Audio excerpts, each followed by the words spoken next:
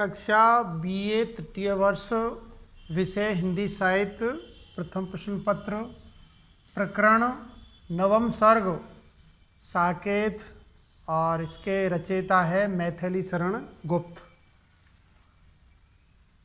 आज का बिंदु मैथिली शरण गुप्त जी का व्यक्तित्व एवं कृतित्व, और यदि समय रहेगा तो हम मैथिली शरण गुप्त द्वारा रचित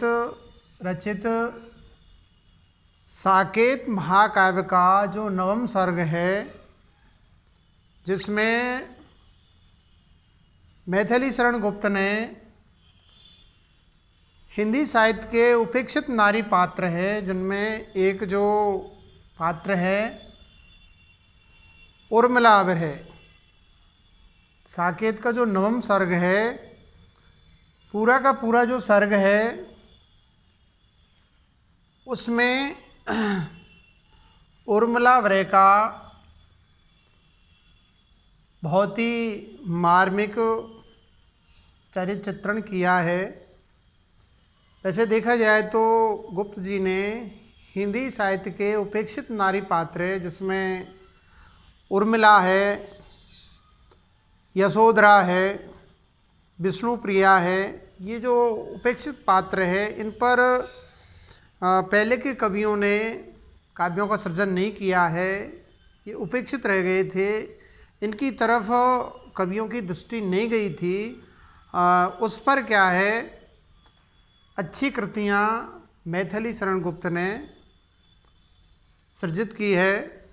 ये द्विवेदी युग के बहुत ही अच्छे कवि हैं और हिंदी साहित्य के पहले राष्ट्र कवि माने जाते हैं। इनकी जो भारत भारती जो काव्य कृति है, उसमें देशभक्ति की भावना, राष्ट्रता की भावना कूट कूट भरी हुई है। इसी कारण से हिंदी का इन्हें पहला कवि माना जाता है। तो आज हम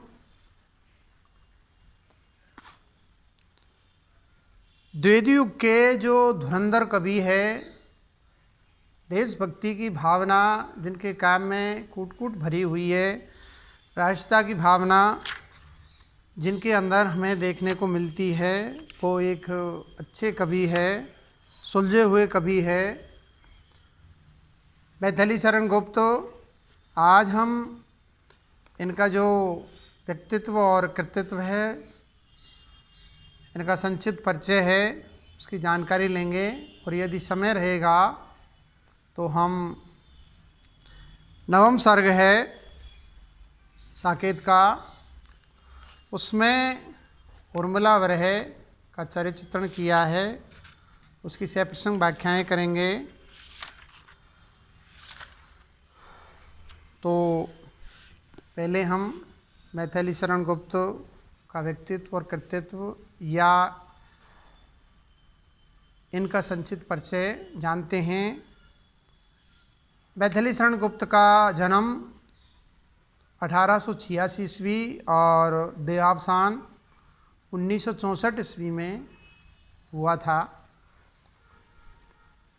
तो व्यक्तित्व कृतित्व से पहले संक्षिप्त जानकारी। बीए भाग तृतीय, ऐच्छिक विषय हिंदी साहित्य, प्रथम प्रश्न पत्र, आधुनिक हिंदी कविता नामक पाठ्य पुस्तक है।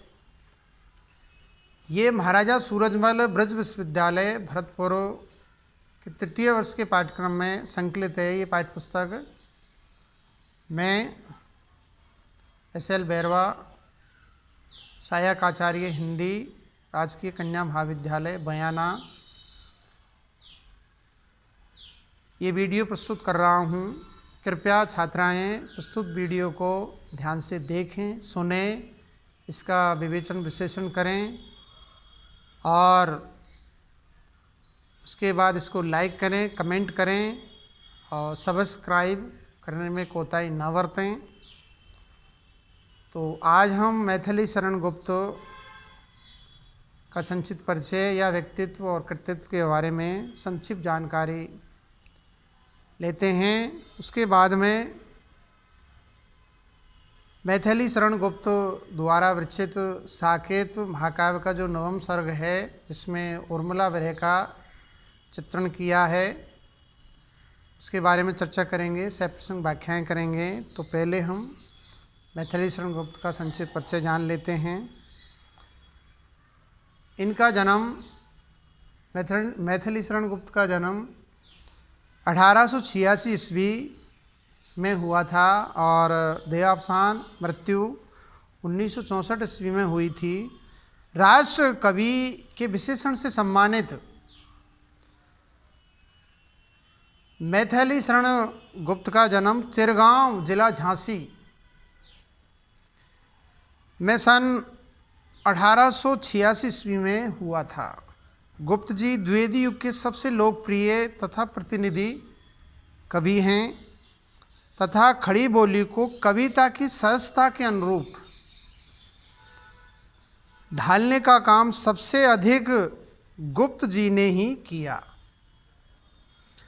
आचार्य महावीर प्रसाद द्विवेदी के निकट या सानिध्य के कारण गुप्त जी ने सरस्वती में नियमित रूप से लिखना प्रारंभ किया, किंतु हिंदी जगत का ध्यान उनकी भारत भारती नामक रचना ने सर्वप्रथम आकृष्ट किया। भले ही काव्योत्कर्ष की दृष्टि से भारत भारती की कविताएं कमजोर है, किंतु जाति, देश तथा मातृभूमि के प्रति गर्व तथा गौरव की भावनाओं से ओतप्रोत भारत भारती की कविताओं ने उन्हें राष्ट्र कवि के रूप में प्रतिष्ठित कर दिया था। भारत भारती की चंद पंक्तियाँ मेरे दृष्टि पटल पे आ गई है, तो मैं आपको ज्ञान वृद्धि के लिए सुना देता हूँ। हम कौन थे, क्या हो गए और क्या होंगे अभी, आओ विचारें आज मिलकर ये समस्याएं सभी। हम कौन थे, हम आर्य पुत्र थे, हमारी संस्कृति कैसी थी जो आज जीर्ण शीर्ण अवस्था में पहुंच गई। हम कौन थे, क्या हो गए, कितना हमें परिवर्तन आ गया है और क्या होंगे अभी। पाश्चात्य संस्कृति की दौड़ में आज मनुष्य दौड़ रहा है। हमारी जो निज की जो संस्कृति है, सभ्यता है, उसको छोड़ करके हम पाश्चात्य संस्कृति की जो फोड़ता है उसको अपना रहे हैं। हम कौन थे, क्या हो गए और क्या होंगे अभी, आओ विचारें आज मिलकर ये समस्याएं सभी। ये जो समाज के अंदर सामाजिक कुरीतियां हैं, रूढ़ियां हैं, उनको दूर करने का हमें प्रयत्न करना चाहिए। देश की प्रगति और उन्नति में हमें सहयोग देना चाहिए।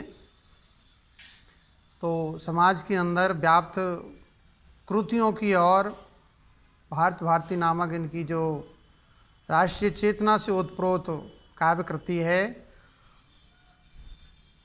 तो जगाने का काम, जागरण का काम, जागरण और सुधार काल भी कहा जाता है द्विवेदी युग के।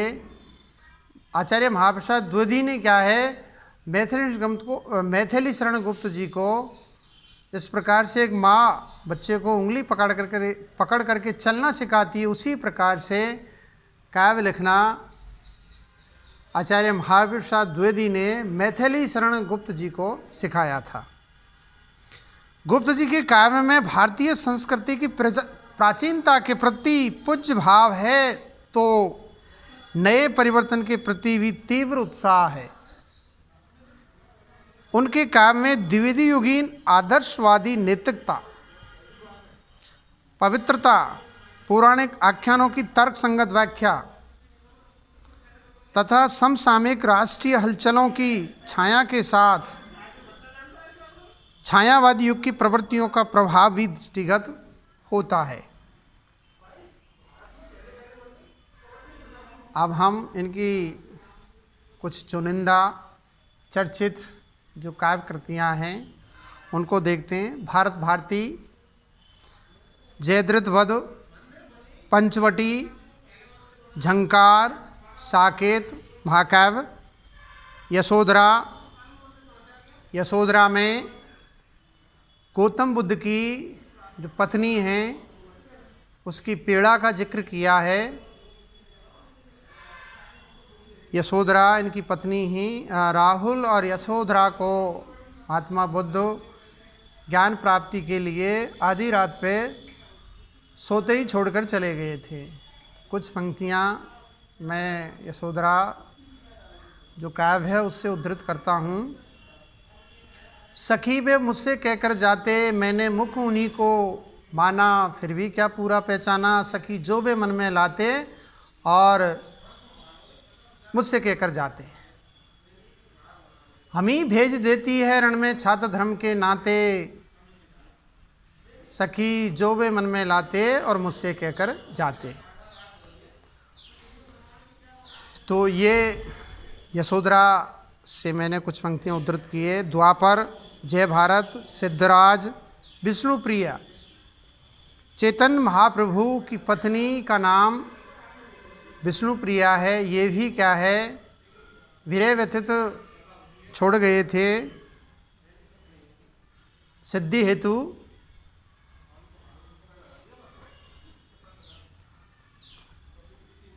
तो विष्णुप्रिया आदि उनके प्रमुख काव्य ग्रंथ हैं। उन्होंने तिलोत्तमा, चंद्रहास तथा अनघ आदि नाटकों की रचना भी की। प्लासी का युद्ध, मेघनाथ वध, वृत्र संहार उनके अनुदित काव्य हैं। यद्यपि भारत भारती की कविताओं ने उन्हें अपूर्व लोकप्रियता प्रदान की, किंतु साकेत नामक महाकाव्य ने उन्हें कीर्ति के शिखर पर पहुंचाया।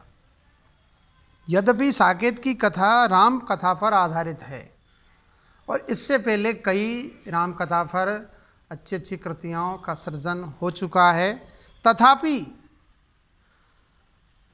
उसमें उर्मिला के चरित्र को प्रथम बार उन्होंने इस काव्य में त्यागमयी नारी के रूप में चित्रित किया है। यशोधरा, विष्णुप्रिया आदि काव्यों में भी उन्होंने उपेक्षित नारी पात्रों के चरित्रों को गरिमा प्रदान की है। इन नारी पात्रों की गौरव और गरिमा है, उसका मैथिली शरण गुप्त ने बखूबी ध्यान रखा है। सरस्वती में प्रकाशित प्रारंभिक रचनाओं से लेकर भारत भारती की कविताओं तक गुप्त जी का कवि इतिवृत्तात्मकता तथा गद्यात्मक शुष्कता से ग्रसित है। इतिवृत्तात्मकता द्वितीय युग की एक मुख्य विशेषता है, किंतु साकेत तक आते आते उनका काव्य सरसता तथा भाव प्रवणता की दृष्टि से उच्च कोटि का हो गया है। उन पर बंगला भाषा के काव्य का प्रभाव पड़ा, साथ ही छायावादी काव्य चेतना ने उन्हें कोमल कांत पदावली में भावपूर्ण रचनाएं लिखने की प्रेरणा दी है। खंड काव्यों और तथा महाकाव्यों की रचना के साथ गुप्त जी ने लाक्षणिक तथा उक्ति वैचित्र्य से परिपूर्ण भावशील गीतों की रचना भी की। गुप्त जी भारतीय संस्कृति के उपासक थे तथा उनका काव्य भी भारतीय संस्कृति के आधारभूत तत्वों का सरस बहस करता है। गुप्त जी स्वतंत्रता आंदोलन के प्रखरतम कवियों में से एक हैं। वे राज्यसभा के मनोनीत सदस्य भी रहे थे, यानी राजनीति में भी उन्होंने पदार्पण किया था। तो ये संक्षिप्त में मैथिली शरण गुप्त का संक्षिप्त व्यक्तित्व कृतित्व या संक्षिप्त परिचय है। अब इनका जो साकेत है उसका नवम सर्ग है, उसके बारे में हम संक्षिप्त परिचय प्राप्त करते हैं। यह संकलित अंश है। राष्ट्रकवि मैथिली शरण गुप्त ने अपने काव्यों में उपेक्षित नारी पात्रों के प्रति पूर्ण सहानुभूति प्रस्तुत करते हुए इन उपेक्षित नारी पात्रों को नई संवेदना भूमि प्रदान की। इनमें उर्मिला, यशोधरा, विष्णुप्रिया जैसे नारी पात्रों को उन्होंने अमरत्व प्रदान किया। उनके साकेत नामक महाकाव्य की कथा यद्यपि रामकथा से संबद्ध है, तथापि इस काव्य के केंद्र में उर्मिला का चरित्र है। साकेत महाकाव्य का नवम सर्ग इस काव्य की आत्मा माना जाता है, क्योंकि पूरे सर्ग में लक्ष्मण की पत्नी उर्मिला की विरह व्यथा का मार्मिक चित्रण हुआ है। इस पाठ्य पुस्तक में इसी सर्ग के कुछ अंश संकलित किए गए हैं, जिनसे एक और उर्मिला की विरह वेदना को अभिव्यक्ति मिली है, तो दूसरी ओर गुप्त जी की काव्य प्रतिभा के शिखर का स्पर्श मिलता है। तो ये संकलित अंश का संक्षिप्त में परिचय प्रस्तुत किया है। अब हम साकेत का जो नवम सर्ग है उसकी हम सप्रसंग व्याख्याएं करेंगे। तो पहली व्याख्या है,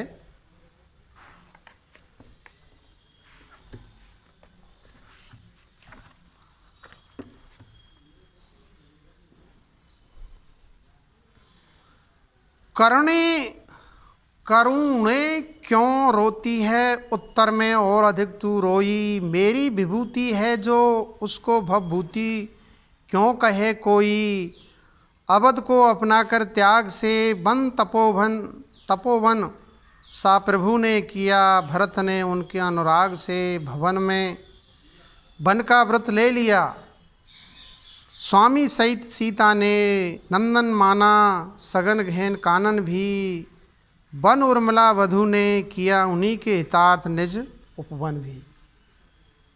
अब हम साकेत का जो नवम सर्ग है उसका प्रथम पद्यांश है, उसकी सप्रसंग व्याख्याएं 4 सोपानों के आधार पर करेंगे। नंबर 1 इसका संदर्भ, नंबर 2 प्रसंग, नंबर 3 सरल अर्थ या भावार्थ, नंबर 4 कलात्मक सौंदर्य। तो नंबर 1 प्रस्तुत पद्यावतरण हमारी पाठ्य पुस्तक आधुनिक हिंदी कविता में संकलित मैथिली शरण गुप्त, जो इस पाठ्य पुस्तक का तीसरा अध्याय है, मैथिली शरण गुप्त द्वारा विरचित साकेत नामक महाकाव्य उसके नवम सर्ग से उद्धृत है, अवतरित है। तो ये इसका संदर्भ हो गया। अब हम इसके प्रसंग के बारे में चर्चा करेंगे। प्रस्तुत पद्यांश में कवि ने उर्मिला के विरह व्यथित जीवन की ओर संकेत किया है, तथा महाकवि भवभूति के राम कथा आश्रित नाटक उत्तर रामचरित का महत्व व्यक्त किया है। भवभूति ने राम कथा से संबंधित एक नाटक लिखा है उत्तर रामचरित, उसका महत्व भी इसमें प्रतिपादित किया गया है। तो ये इसका प्रसंग है। तीसरा इसका हम भावार्थ या सरल अर्थ देखते हैं। महाकवि मैथिली शरण गुप्त कहते हैं कि अरे करुणा तुम इस तरह क्यों रोती हो। उत्तर रामचरित्र नामक नाटक में तो वन में अकेली रहने वाली तथा अपने 2 पुत्रों का स्वयं ही पालन करने वाली सीता अधिक रोई थी। अरे कविता तुम तो मेरी विभूति हो, मेरी संपदा हो, फिर इसे क्यों भवभूति अर्थात संसार की संपदा क्यों कहे, अथवा महाकवि भवभूति की रचना को ही क्यों करुण रस परिपूर्ण बतावे। अर्थात महाकवि भवभूति ने उत्तर रामचरित में सीता वनवास के प्रसंग का चित्रण कर करुण रस का सर्वोत्तम परिपाक दिखाया है, किया है। वही करुण रस उर्मिला विरह के चित्रण में भी है, अतः यह भवभूति की रचना से कम नहीं है। भवभूति की रचना है, उसी को ही करुण रस की श्रेष्ठ काव्य कृति माना जाता है, लेकिन उससे कहीं बेहतर काव्य कृति साकेत में चित्रित उर्मिला की विरह व्यथा है। इसी क्रम में कवि पुनः कहता है कि श्री राम ने समस्त सुख भोगों के साथ अयोध्या का त्याग किया और अपने पवित्र आदर्शों के निर्वाह व मर्यादा के पालन से वन को तपोवन के समान बनाया। उधर भरत ने अयोध्या का राज्य सुख एवं वैभव ने अपनाकर भ्रातृत्व प्रेम के कारण घर में ही तपस्वी का अथवा वनवासी साधक का व्रत अपनाया। श्री राम के साथ जाकर सीता ने भी अत्यधिक घने एवं गहन वन को इंद्र के उपवन की तरह अपनाया, अर्थात सघन वन में जाने का जरा भी संकोच नहीं किया और स्वामी के साथ वनगमन किया, वन में चली गई। उधर उर्मिला ने भी उन्हीं की हित कामना से अपने उपवन को वन जैसा व्यथा वेदना में बना दिया। आज यह है कि अपने वनवासी पति के प्रेम में घर में रहकर भी तपस्विनियों जैसा जीवन अपनाया तथा इससे उर्मिला अत्यधिक व्यथित रही, दुखी रही। अब हम इसका काव्य सौंदर्य, कलात्मक सौंदर्य विशेष या टिप्पणी जो सप्रसंग व्याख्या का चौथा सोपान है। संस्कृत के महाकवि भवभूति ने उत्तर रामचरित नाटक में करुण रस को ही सर्वोपरि और सर्वश्रेष्ठ रस बताया है।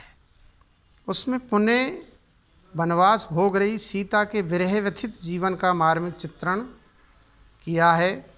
साकेत महाकाव्य में भी लक्ष्मण के विरह में व्यथित उर्मिला, जो लक्ष्मण की पत्नी थी, का कवि ने संवेदनात्मक चित्रण किया है। यही कवि का प्रतिपाद्य है, मूल उद्देश्य है। प्रस्तुत पद्यांश में भवभूति शब्द में श्लेष है। इसका अर्थ भव अर्थात संसार की, भूति ऐश्वर्य या शिवजी की विभूति तथा भवभूति नामक कवि है। तीन अर्थ है इसकी भवभूति। भवभूति नामक कवि या संसार का ऐश्वर्य या शिवजी की विभूति। उत्तर का अर्थ बाद में और उत्तर रामचरित है। जिस सीता और उर्मिला का जीवन पहले सुख में रहा, बाद में उन्हें काफ़ी रोना पड़ा, मानो करुणा को ही साक्षात रूप धारण करके रोना पड़ा हो। श्री राम, भरत, लक्ष्मण, सीता, उर्मिला के आदर्श में चरित्र की वंदना हुई है। प्रस्तुत पद्यांश में अनुप्रास, यमक, श्लेष, उपमा, काव्यलिंगी, सहोक्ति अलंकारों का सुंदर प्रयोग हुआ है। शब्दावली तत्सम, प्रधान तथा भावाभिव्यक्ति सरल और सुबोध है। अब इसका दूसरा पद देखते हैं। अपने अतुलित कुल में प्रकट हुआ था कलंक जो काला, वह उस कुल वाला ने अश्रु सलिल से समस्त धो डाला। भूल अवधि सुध प्रिय से कहती, जगती हुई कभी आओ, किंतु कभी सोती तो उठती वह चौंक बोल कर जाओ। अब हम सप्रसंग व्याख्या के 4 सोपान है, उसके आधार पर प्रस्तुत पद्यांश की सप्रसंग व्याख्याएँ करेंगे। तो नंबर 1 इसका संदर्भ। प्रस्तुत पद्यांश हमारी पाठ्य पुस्तक आधुनिक हिंदी कविता में संकलित मैथिली शरण गुप्त द्वारा विरचित साकेत नामक महाकाव्य के 9वें सर्ग से उद्धृत है, अवतरित है, लिया गया है। अब हम इसका जो दूसरा सोपान है प्रसंग, प्रस्तुत पद्यांश में कवि ने उर्मिला विरह की व्यथा, सच्चरित्र एवं मनोदशा का चित्रण किया है। लक्ष्मण सीता श्री राम के साथ 14 वर्ष के लिए वन में चले गए थे। राम, सीता और लक्ष्मण अपने प्रिय पति के वनगमन अवसर पर उर्मिला ने तो लक्ष्मण को रोक सकी और न सहर्ष विदा दे सकी। इस कारण उसकी विरह व्यथा अतीब मार्मिक बन गई है। ये इसका प्रसंग हो गया। अब इसका भावार्थ देखते हैं। प्रस्तुत पद्यांश में कवि कहता है कि अपने सर्वश्रेष्ठ कुल में केकई के कारण जो काला कलंक प्रकट हुआ था, श्री राम को 14 वर्ष का वनवास दिया गया था, उस काले कलंक को मानो उस सत्कुलोत्पन्न युक्ति उर्मिला ने अपने अश्रु जल से धो दिया था। उर्मिला अपने पति के साथ नहीं जा सकी थी। वह अयोध्या में ही रही, वहीं पर विरह व्यथा से संतप्त रहकर प्रियतम की लौट आने की प्रतीक्षा करती रही, इंतजार करती रही। इसी कारण कभी वह प्रिय पति के लौट आने की अवधि एक एक क्षण एक एक पल गिन रही थी। यह अवधि को भूलकर अर्थात ध्यान न रखकर जागती हुई भी कहती है कि हे प्रिय आओ। परंतु कभी वह सोती और सहसा चौंक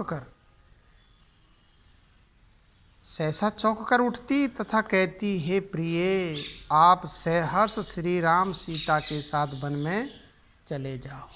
तो ये गृहिणी की जो दयनीय स्थिति है, दारुण स्थिति है, उसकी तरफ कभी हमारा ध्यान आकृष्ट कर रहा है।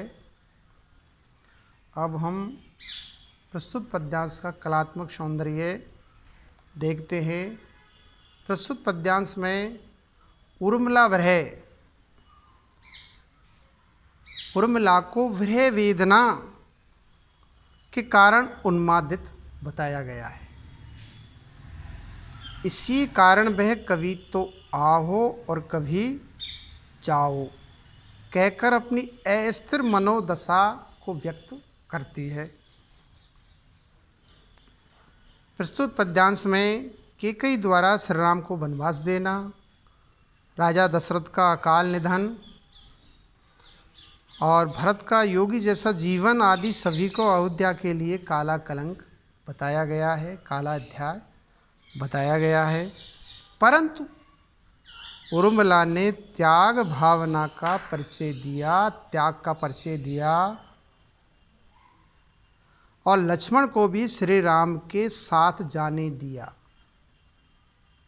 सेवा शुश्रूषा के लिए उन्होंने सहर्ष लक्ष्मण को राम और सीता के साथ वन को भेज दिया। इस तरह उसका आचरण उज्ज्वल रहा है।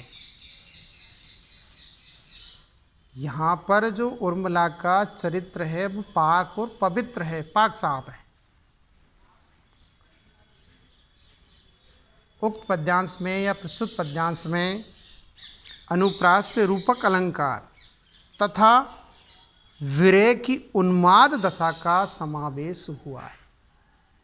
विरह की जो 10 अवस्थाएं होती है, जिसमें एक दशा है उन्माद की दशा, उसका बहुत ही सुंदर सजीव जीवंत चित्रण प्रस्तुत पद्यांश के अंदर कवि मैथिली शरण गुप्त ने किया है।